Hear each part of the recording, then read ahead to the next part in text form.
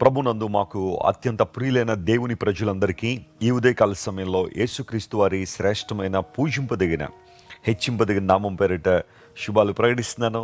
బాగున్నారు మీరంతా? యేసుక్రీస్తు ప్రభువారు మీ అందరి జీవితాల్లో మహత్కార్యాలు అద్భుతాలు జరిగించాలని ప్రతిరోజు మీకోసం ప్రార్థన చేస్తున్నాను. మన దేవుడు ఆశ్చర్యకరుడు.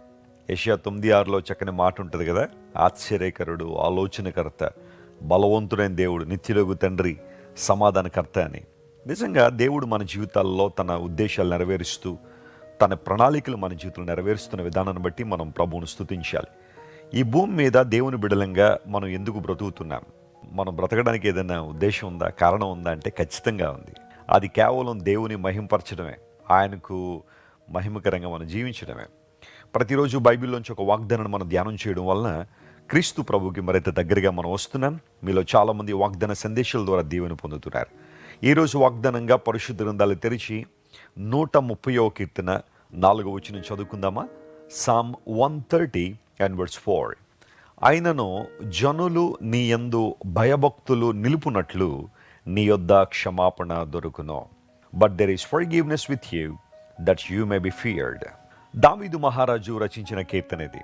ఇది కూడా యాత్ర కీర్తన అని బైబిల్లో మనం చూస్తూ ఉన్నాం. దేవుని బిడ్డలు యెరూషలేముకు యాత్ర చేస్తున్నప్పుడు వారు పాడిన పాటలు, వారు ప్రస్తావించిన విషయాలన్నీ కూడా యాత్ర కీర్తనలో ప్రస్తావించబడ్డాయి. అయితే ఇక్కడ దైవజనుడు ఏమంటున్నాడంటే, ప్రజలు నీ యందు భయభక్తులు నిలుపునట్లుగా నీ దగ్గర క్షమాపణ దొరుకును. హిబ్రూలో క్షమాపణ, ఫర్గివ్నెస్ అనే మాటకు సెలీకా అనే పదం వాడారు. దానికి పాడన్, అంత మాత్రం కాకుండా స్పేర్ అనే పదం కూడా, అంటే క్షమించడం మాత్రమే కాదు, క్షమించి వదిలిపెట్టేయడం. చూడండి, కొన్ని సందర్భాల్లో నువ్వు నాకు చాలా నష్టం చేశావు, నిన్ను క్షమిస్తున్నాను, అయితే దానికి తగిన ఆ నష్టాన్ని నువ్వు చెల్లించేయాలి అని కొంతమంది అంటారు.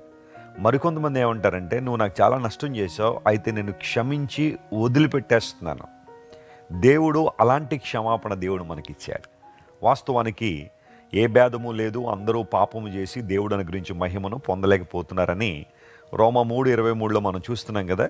భేదం అంటూ ఉంటే మత భేదాలు ఉన్నాయి, కుల భేదాలు ఉన్నాయి, ప్రాంతీయ భేదాలు ఉన్నాయి, వర్గ భేదాలు ఉన్నాయి, రకరకాల భేదాలు ప్రపంచంలో ఉన్నాయి. కానీ పాపం దగ్గరికి వచ్చేసరికి ఏ భేదం లేదట, అందరూ పాపం చేశారు.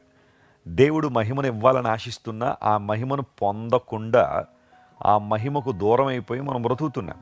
అయితే యేసుక్రీస్తు ప్రభు ఈ లోకానికి వచ్చి సిలువలో ఆయన మరణించి తన ప్రాణాన్ని మన కోసం అర్పించి తన రక్తాన్ని ఆయన మన కోసం కార్చి, అమూల్యమైన రక్తాన్ని కార్చాడు. ఆయన విమోచనను ఆయన మనకు ఉచితంగా ఇచ్చాడు. పౌలు భక్తుడు కూడా ఇదే విషయాన్ని ప్రస్తావిస్తూ ఆయన అంటాడు, ఎఫెసీయులకు రాసిన పత్రిక 1వ అధ్యాయంలో, యేసుక్రీస్తు ప్రభునందు మనకు విమోచన ఉంది అన్నాడు. విమోచన అంటే అర్థం అంటే మన పాపములకు మరియు అపరాధములకు క్షమాపణ ఉంది అని పౌలు భక్తుడు అక్కడ ప్రస్తావించాడు. పేతురు భక్తుడు అంటాడు, మీలో ఏ ఒక్కరూ కూడా వెండి బంగారాల చేత విడిపించబడలేదు.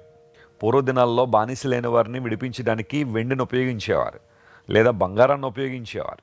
కానీ దేవుని బిడ్డలుగా మనము పాప బానిసత్వంలో నుండి, అపరాధముల నుండి, శాపము అనే కాడి నుండి విడుదల పొందాము అంటే వెండి బంగారాలు ఉపయోగపడలేదు, ధన సంపదలు ఉపయోగపడలేదు, ఆస్తులు అంతస్తులు ఉపయోగపడలేదు. కానీ దేవుడు తన మహాకృప చేత, బై హిజ్ ఇమ్మెజరబుల్ గ్రేస్, దేవుడు మనల్ని రక్షించి పాపక్షమాపణ మనకు అనుగ్రహించారు. దేవుని దగ్గర విలువైన ఆధ్యాత్మిక ఆశీర్వాదాలు దొరుకుతాయి. ప్రపంచంలో చాలామంది రోజుల్లో ఆనందం కోసం, సంతోషం కోసం, సమాధానం కోసం, పాపక్షమాపణ కోసం ఎక్కడెక్కడో వెతుకుతున్నారు. ఏయో ప్రాంతాలు తిరుగుతున్నారు, ఎంతో ప్రయాసపడుతున్నారు.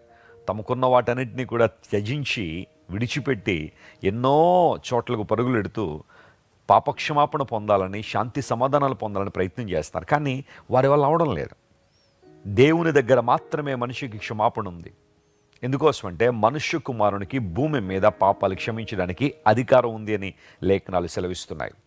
ఒక మానవుడు పాపం చేసినప్పుడు అతడు దేవునికి విరోధంగా పాపం చేస్తున్నాడు. ఎందుకంటే మనిషికి పాపం చేయొద్దు అని చెప్పింది దేవుడే, మనిషికి ఒక దిశానిర్దేశం చేసింది దేవుడే. కాబట్టి ఏ వ్యక్తి అయినా ఏ రూపంలో ఏ స్థాయిలో పాపం చేసినా అల్టిమేట్గా దేవునికి వ్యతిరేకంగా పాపం చేస్తున్నాడు, దేవునికి విరోధంగా పాపం చేస్తున్నాడు. అందును బట్టి క్షమాపణ అంటూ రావాలంటే ఆయన దగ్గర నుండే రావాలి. క్షమాపణ దేవుని దగ్గర మాత్రమే దొరుకుతుంది. ఏ రోజైతే మన పాపం నిమిత్తం పశ్చాత్తాపడి యేసుక్రీస్తు ప్రభు నా పాపం నిమిత్తం శిలువ మీద మరణించారు, అమూల్యవంత రక్తాన్ని నా కోసం కార్చారని విశ్వసించి ప్రభు దగ్గరికి వస్తామో, ప్రభు తన రక్తం పెట్టి మన పాపములు కడిగి పవిత్రులుగా మనల్ని చేశాడు. ఇందును బట్టి మనం ప్రభువును స్తుతించాలి. క్షమాపణ దేవుని దగ్గర దొరుకుతుంది, శాంతి ఆయన దగ్గర దొరుకుతుంది, సమాధానం ఆయన దగ్గర దొరుకుతుంది, ఆశీర్వాదాలు ఆయన దగ్గర దొరుకుతున్నాయి. ఈరోజు ఏ అవసరతతో నువ్వు సఫర్ అవుతున్నావు? గలిబిలితో ఉన్నావా? భీతితో ఉన్నావా? హృదయంలో శాంతి సమాధానం లేకున్నావా? లేదా ఆశీర్వాదాల కోసం ప్రార్థన చేస్తున్నావా? దీవెన కోసం వెంపర్లాడుతున్నావా? Come to Jesus. He understands you and he would like to bless you in every area of your life. నీ జీవితంలో ప్రతి విధానంలో నేను దీవించి ఆశీర్వదించాలనే ప్రభు కోరుతున్నాడు. ఎప్పుడైతే దేవుని నుండి మనం క్షమాపణ పొందుతున్నామో, దేవుని యందు మనం భయభక్తులు నిలుపుతామని లేఖనాలు సెలవిస్తున్నాయి.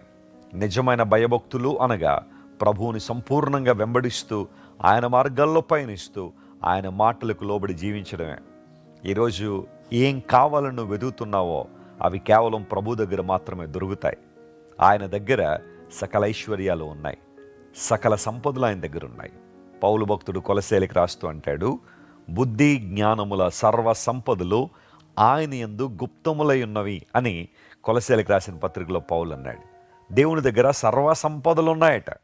రాంగ్ ప్లేసెస్లో ఎంతవరకు వెతికేవేమో, కానీ ఇప్పుడు దేవుని దగ్గరికి నువ్వు రాగలిగితే ఆయన సంపూర్ణమైన క్షమాపణతో పాటుగా సకల ఆశీర్వాదాలను దయచేయగలరు. ఈరోజు ఈ వాగ్దానాన్ని క్లెయిమ్ చేసుకుని ప్రభువును స్తుతించండి. అవునే, ఒకప్పుడు వ్యర్థమైన స్థలాల్లో తిరిగిన వాడిని, ఈరోజు నీ యందు భయభక్తులు కలిగి జీవిస్తున్నానంటే నీవు నా పాపములు క్షమించావు, అపరాధములు క్షమించావు, చీకట్లో నన్ను వెలుగులోని తీసుకొచ్చావు, అందుకు నీ స్తోత్రం అని చెబుతూ ప్రభువును స్తుతిస్తూ ఈ వాగ్దానాన్ని క్లెయిమ్ చేసుకోండి. ప్రభు మీ జీవితంలో అద్భుతాలు చేస్తారు. ప్రార్థన. ప్రేమగల తండ్రి, గొప్ప దేవ, మేమందరూ నీ యందు భయభక్తులు నిలిపినట్లుగా నీ దగ్గర క్షమాపణ దొరుకుతుందని, కేవలం క్షమాపణ మాత్రమే కాదు, మాకు కావలసిన సకల దీవెనలు ఆశీర్వాదాలు నీ దగ్గర లభిస్తున్నాయి కనుక నీకు స్తోత్రాలు చెల్లిస్తున్నాం. ఈరోజు ఈ వాగ్దాన సందేశాన్ని మా ప్రియులు ఎంతమంది అయితే విశ్వాసంతో వింటున్నారో, ఈ వాగ్దానాన్ని క్లెయిమ్ చేస్తున్నారో, వారు వెతుకుతున్నవన్నీ కూడా దొరుకున్నట్లుగా సహాయం చేయండి. నీ సన్నిధిలోనే సంపూర్ణ సంతోషం, ఆనందం, సమాధానం, శాంతి ఉంది కనుక మా ప్రియుల హృదయాల్లో గొప్ప ధైర్యాన్ని, శాంతి సమాధానాలు దయచేయండి. అనారోగ్యంతో ఉన్న వారికి స్వస్థత ఇవ్వండి, విడుదల లేని వారికి విడుదల దయచేయండి, వ్యాధంలో ఉన్నవారు లేవనెత్తండి. ఘనత, మహిమ, ప్రభావం నీకు మాత్రమే ఆరోపిస్తూ యేసుక్రీస్తు నామం పేరిట అడిగి వేడుకొనిచున్నాం తండ్రి. Amen. God bless you dear friends. Have a wonderful day. మీరు ఇంతవరకు విన్న దైవ సందేశం మరియు